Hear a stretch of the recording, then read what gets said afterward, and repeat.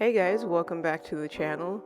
Spider-Man Across the Spider-Verse is a 2023 Sony Entertainment film as we continue to follow the adventures of Miles Morales on his journey to figure out what it takes to become a proper superhero. But before we get into the review of this film, if you're new to the channel, please consider liking, subscribing, dropping me a comment because I love interacting with you guys every time I upload a video here. But without further ado, let's go ahead and get into it. Now, I will say that this is going to be a non-spoiler review. I wholeheartedly believe that anyone who's interested in this film needs to experience it firsthand without knowing much about the plot. So in this review, I'll pretty much be talking about everything I liked about the film, a few nitpicks I have, and just my overall feelings. I do want to get this out of the way and say that this film is absolutely fantastic. I think that it is just as good as the first one, if not better.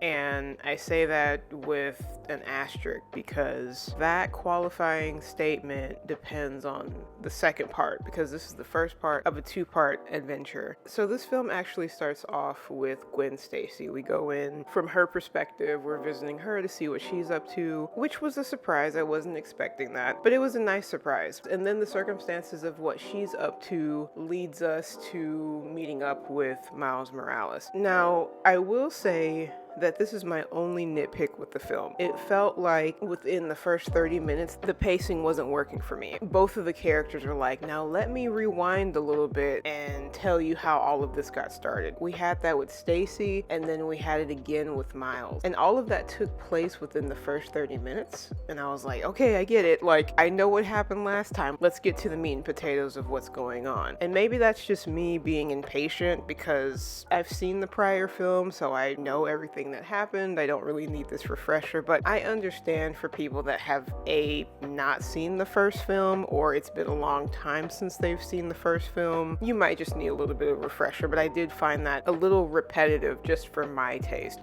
But after that, it pretty much just flings us straight into the story. It goes from 0 to 100, and we're following Gwen and Miles throughout the multiverse of Spider-Man. And the thing that I really like about this film is the fact that it surprised me in a multitude of ways. The animation is absolutely stunning in this film. And animation in the first one was great, obviously. It won an Oscar for it. But the animation in this second film, I feel like they went from 10 to 20. It's gorgeous, just gorgeous animation that feels real. And I know that doesn't really make sense because it's animated, but it feels like the characters are real. It feels like the characters are moving through real cities when Miles is, shooting his web and flinging through the city and fighting villains. It's just, everything feels real and cozy. The cities feel like they're alive. The animation is very fluid, which is probably another reason why it feels so real. All of the characters feel real. Their motivations feel real. When they hurt, you hurt. When they're happy, you're happy. It feels like a complete film. It feels like I know these characters. It feels like I want to root for them.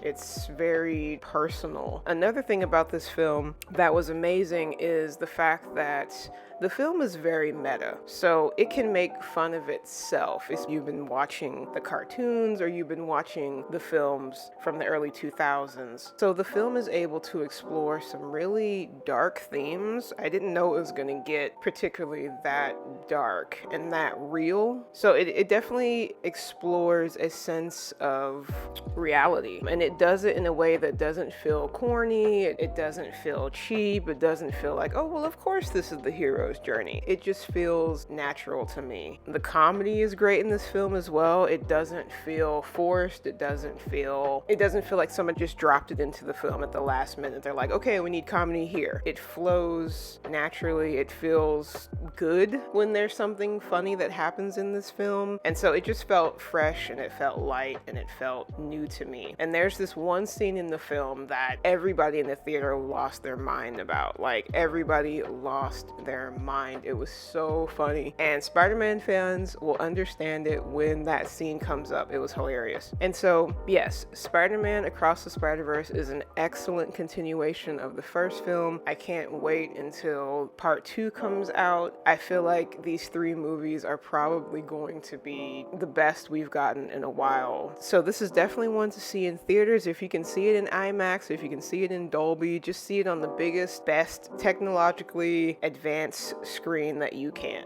You won't regret it. So this was an excellent film. I can't wait to see it again. I think my next viewing will be in IMAX. So yeah, thank you guys for listening to my review of Spider-Man Across the Spider-Verse. I hope you guys get a chance to go and see it sometime this weekend. And until next time, remember to be awesome and stay true.